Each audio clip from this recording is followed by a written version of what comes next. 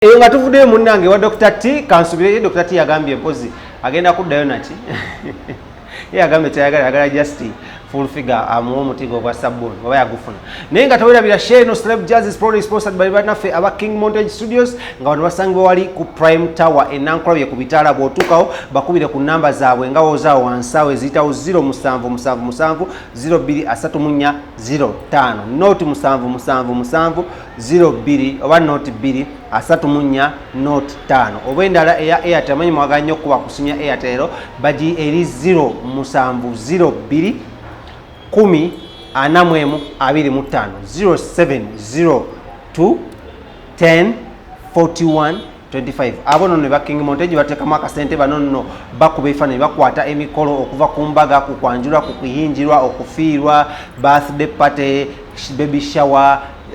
photoshoots zonna bekwata bajja kwa kutusako services zaabwe ez'enjawulo era nga babeerako nnyo nga batulaba so njagala otumira ku Emerson abeerayo nga atulaba njagala otumira ku Gerard abeerayo nga atulaba ku studio zammwe. Thank you so much for the love and for the job you're doing. Batugaye mnatatya kuteekawo kisupin kinene awe nankulabi buli muntu ayita wansawo ku bitaala ku maca abeere nga atulaba. That is a very good job, so mukikolere ffe tubeere nga tukolaki nga naffe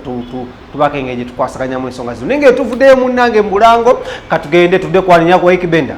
Ykee Benda olunaku lwaliro tumuguddeko ate wali mu kulonda omanyi olunaku lwe balonze bakansala b'oku bitundu bakyemani b'oku bitundu bakansala ba municipality bameya. So mu lwokano no mbadde mu Uganda afe amanyiddwa nga Makko ono ng'akola ne NBS ate nga mulimu Jacob Omutuuze ng'akola ne Dembe FM ate nga mulimu ne bamuta DJ Jacob Omutuuze. Then tulinamu Walukaga meya w'Essenzere Kyengera era ng'okulonda kukyagenda maaso kwatandise dda actually. Naye muno tusanze Ykee Benda nga yabukezezza bukolokolo okulabamu n'agenda okukuuma akalulu ka mukwano gwe amanyiddwa nga DJ Jacob Omutuuze era no bwe tumuguddeko munnange era olesi namutunuzaamu kamera zaffe namugamba bwadde obulidde wa how are you doing Ykee Benda boy so tender atunda besi atunda muziki talamuza byenda naye kati nebuuzaamwe Ykee Benda yafunira omukazi kyali kitya kati yakyusamu n'agamba nkugulira byenda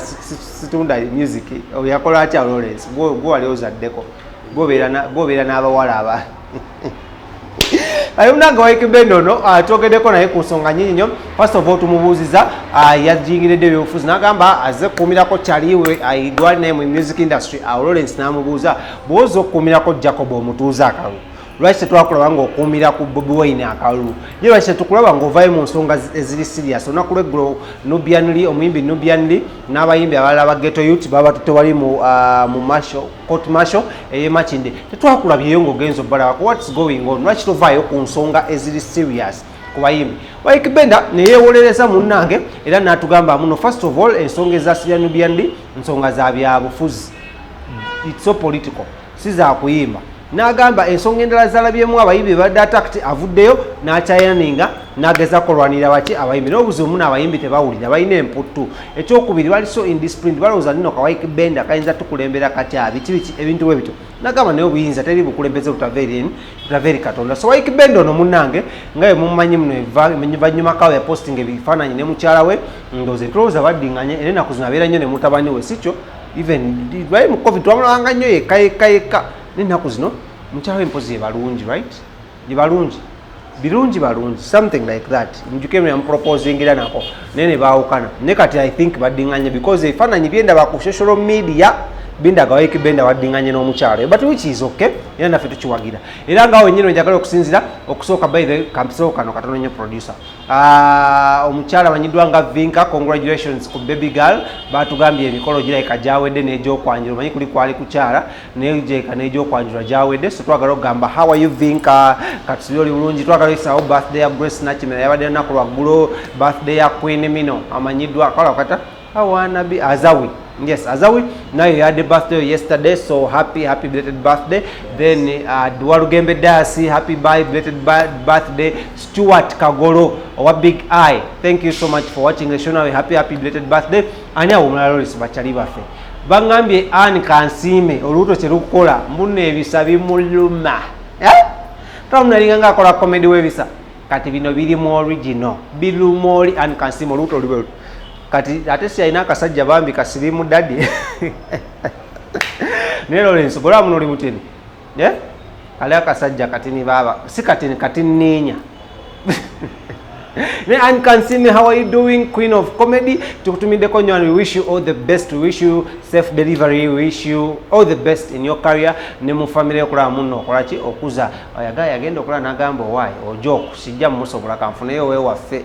ajja kuntwala mpolampola. So ebyo bibiri naye nga Ykee Benda saga tuve ku mulamwa producer ngamye nzeyo ku mulamwa. Ykee Benda, how are you doing? Hope you're doing very fine. Katugende wa Ykee Benda tumulabeko naye nga bakyali bafa ku King Montage Studios wale nankulabye tubatumiddeko nnyo kimanyi kwe muli mulaba era bakubireko ku simu zaabwe nga ozaawo wansi awo ziyitawo ate obeere nga ate nekyala osubscribinga ku channel eno nemama batulabira ku TV. Thank you so much. Katugende wa Ykee Benda togereko naye ku nsonga za Jacob Omutuuze music watuusewa mpaka records egamba ki then tukuma tugende maaso. My name is One the King himself tova wano nyini ku Celeb Jazz. Nze ndi supervisor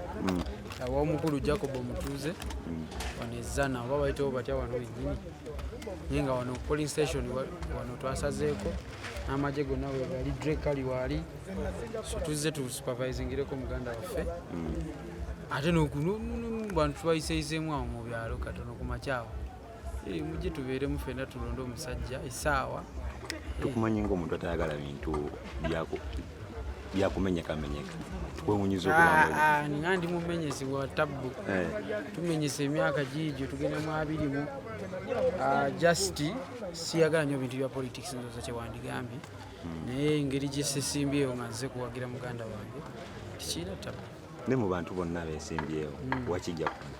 si yekka y'omu ku batono abataano ba 10 abankoonako ne baŋŋamba nteerayo posti nkolerayo ka vidiyo nkusaba ye n'asukka nawo nampita nkoleki supervise nga akalulu ke era tuli wano abantu balonze takwadde wadde n'ekikumi ate ekikumi kyaki olwoluganda luba lulina obeerawo sinti nsula njala nina ezindiza nina ezintambuza sooka nzije mubeererewo saawa ntono nnyo zino mwatandika gye okolagana ne Jacob okubakyanga ntandika music namu meetinga nakatandika music ku bad music kati legacy etambudde kati ne Drake kali naye amuvudde muganda we yaman watunyumiza ku muyimbi omupya nga tuvuddeeyo avuddeyo wuuyo ndowooza mukitegeedde nti tukolera ddala ebintu biri serious biri professional omuyimbi yeetongodde ali ku lulwe alina management ye bw'omubuukinga tewetagana kugenda na Ykee Benda alina abamukwasaganya so kituwa essanyu nti naye yeetongodde okubanga kati addukanya business ye nga ye business kumanyi buli brand eba business so oli bwagamba nti oyo akolagana ne Drake kali alina okwegendeza biki byakola kuba abaswazaani Drake kali kitegeera togere kayimbako kayimba ki kana akapya kaliko Radio Man concept yali etya kiroza kifuna otya kwa akayimba kati kabuumiize akayimba nebaza abawagizi baffe bakagadde of course ne Wizo Manizo okuneegatako tukole ekyo ekyakabi concept yali kwagala tuwuliza TV tulaba TV ne tuwuliza radio nga mulina shows mugambe ezo request shows abantu basaba ennyimba kati nze nakiyimba nayimba request lwakuba nayimba ku Radio Man si TV Man naye so oluyimba lweta kintu kyanjawulo nti oyimba request n'osaba Radio Man yemuweereza akola ku radio ndizanyira kali akayimba naye akayimba kosaba kennyini koyimba kitegeera so nengattamu ki idea kya radio omugenzi nendabanga Wizo yalina kiggala generali nagibuukira netukikuba bulungi owuliyota okubanga omugenzi temwakolako naye collab bubi nnyo naye si kirungi kubeera nga mutima kaseera obeera wejjusa so kyenasigaliza kwe kunyumirwa music ate mukama naye mulungi ku ngeri ginali njagalamu omusajja nampa omuyimbi bw'atandika okuyimba oyinza olowooza oli naye ng'ate naye yeekolera bibi okitegeera so he reminds me of Mose Radio in so many ways netugunyumirwa nsalawo tunyumirwe music jana ya mukulu waffe yatambula nekomaawo awo mulemirembe President bagamba gwe muntu atayagala kwenyigira nnyo ate nga gwolina oviirayo eri abayimbi obeeko towenyigira nnyo mu bintu by'abayimbi ate nga gwe president nasinga okubyenyigiramu naddala nga mmanyi nina kyenyinza okukolawo wemba mmanyi tizina kyenyinza kukolawo olwokuba n'obwongo obubala n'ogamba nti wano mala budde binsinza amaki amaanyi nobireka ebigambo ebisembayo abawagizi tubaagala namusajjawo oyo bamuwa akalulu akane kati akyakalulu kiise twebaza kati yakakubye edda twebaza abalonze mwebale nnyo abatulonze tubeegala nnyo n'abatatulonze tubaagala kasita tuyitamu mwena tujja batubakulembera abawagizi baffe tubaagala nnyo mwebale kuwagira Drake mwebale kuwagira Ykee Benda ne Ugandan music at large. Video ya Radio Man ifuluma very soon yamanyi namgendalamu director mpaka films yaffe abagikoze Ivash director Ivash waffe yes